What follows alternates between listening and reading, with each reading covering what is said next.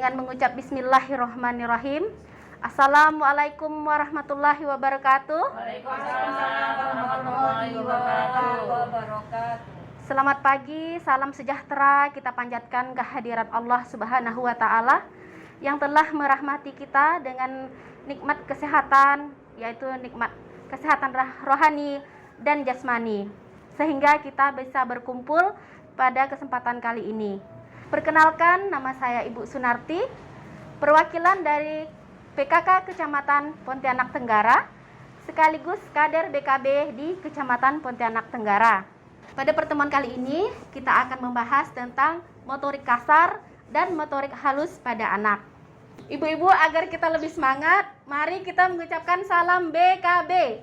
Ketika saya mengucapkan salam BKB, ibu-ibu tuh jawab, orang tua hebat, anak cerdas, keluarga bahagia. Oke, siap? Salam BKB. Orang tua hebat, anak cerdas, keluarga bahagia. Di masa pandemi ini, selain kita tetap harus menjalankan protokol kesehatan, yaitu dengan selalu memakai masker, menjaga jarak, cuci tangan pakai sabun, dan menghindari kerumunan. Nah, di sini saya akan berbagi tips untuk menjaga daya tahan tubuh kita. Di sini saya menyiapkan 1 buah kelapa, 2 sendok teh madu, 1 buah jeruk nipis, dan 1 sendok teh garam. 1 buah jeruk nipis, langsung kita masukkan airnya. Lalu 2 sendok madu juga kita campurkan, dan 1 sendok teh garam. Nah, seperti ini dia. Lalu kita minum airnya, dan bisa kita minum untuk 1 keluarga. Ibu-ibu, masih ingatkah PR kita bulan lalu? Masih. Apakah udah praktek di rumah? Sudah. Nah, siapa yang berani maju ke depan nih untuk praktekannya nih? Saya.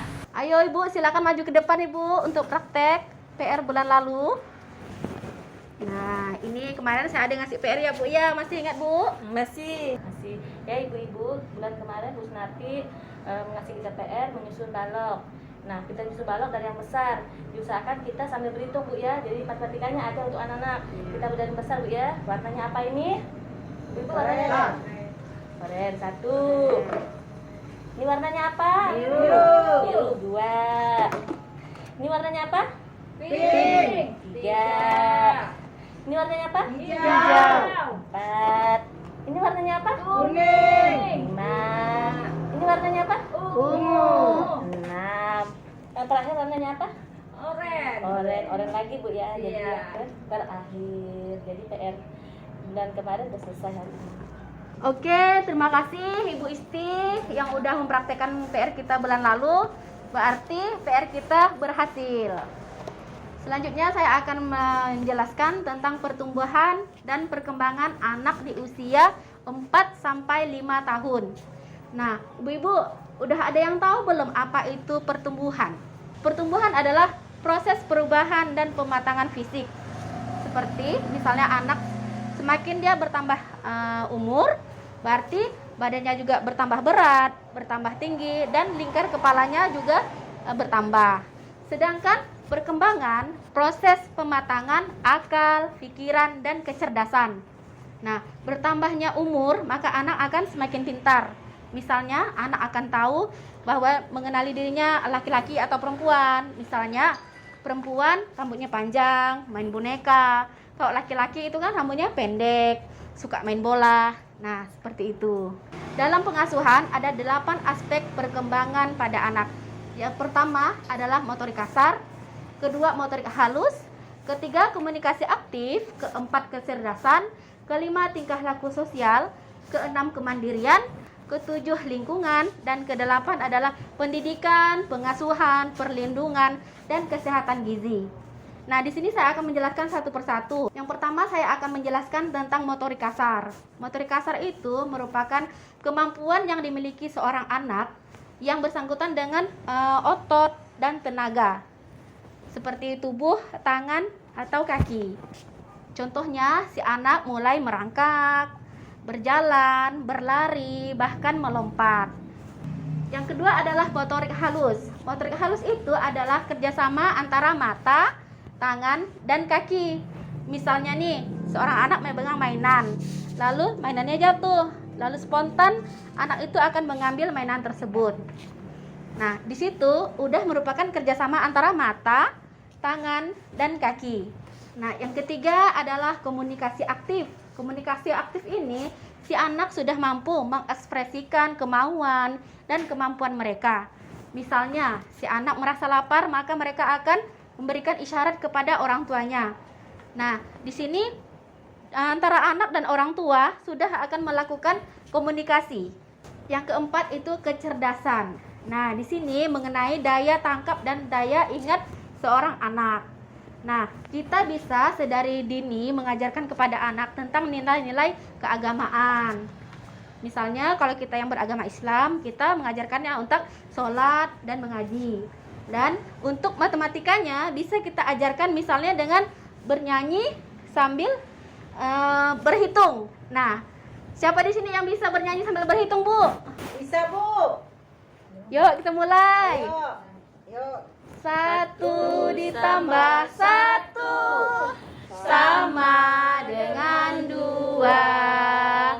2 ditambah 2 sama dengan 4. 4 ditambah 4 sama dengan 8.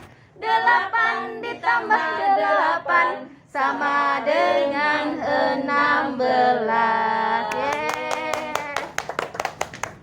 Nah, dengan kita mengajarkan kepada anak kita belajar bernyanyi sambil berhitung, itu merupakan mengajarkan tentang matematika kepada anak kita. Bisa untuk bekal dia ke sekolah. Yang kelima adalah tingkah laku sosial. Nah, di sini si anak sudah mampu menyesuaikan diri bermain dengan teman yang seusianya, di luar dari orang tua ataupun keluarganya. Yang keenam adalah kemandirian. Nah, di sini anak mampu melakukan kegiatan sehari-hari tanpa bantuan dari orang tua. Misalnya, si anak sudah bisa makan sendiri, minum sendiri, bahkan mandi sendiri. Yang ketujuh adalah faktor lingkungan. Nah, di sini lingkungan yang sehat, bersih, rapi, dan jauh dari kekerasan dalam rumah tangga itu sangat berpengaruh terhadap tumbuh kembang anak-anak kita. Yang kedelapan adalah pendidikan, pengasuhan, perlindungan, kesehatan, dan gizi. Nah, setiap anak itu berhak mendapatkan pendidikan. Pendidikan yang awal itu didapatkan dari dalam sebuah keluarga. Selanjutnya baru anak mendapatkan pendidikan ke tingkat sekolah. Dalam pengasuhan, setiap anak berhak mendapatkan kasih sayang dari kedua orang tuanya dan seluruh keluarganya. Kasih sayang itu bukan hanya berupa materi, namun bagaimana cara kita sebagai orang tua melimpahkan dan mencurahkan rasa kasih sayang kita terhadap anak kita. Sayangilah anak kita sepenuh hati. Jika anak melakukan kesalahan, jangan dipukul, namun berikanlah pengertian kepada anak kita mana yang benar dan mana yang tidak. Tugas kita sebagai orang tua adalah mengajarkan dan mengarahkan kepada anak kita menuju kebaikan.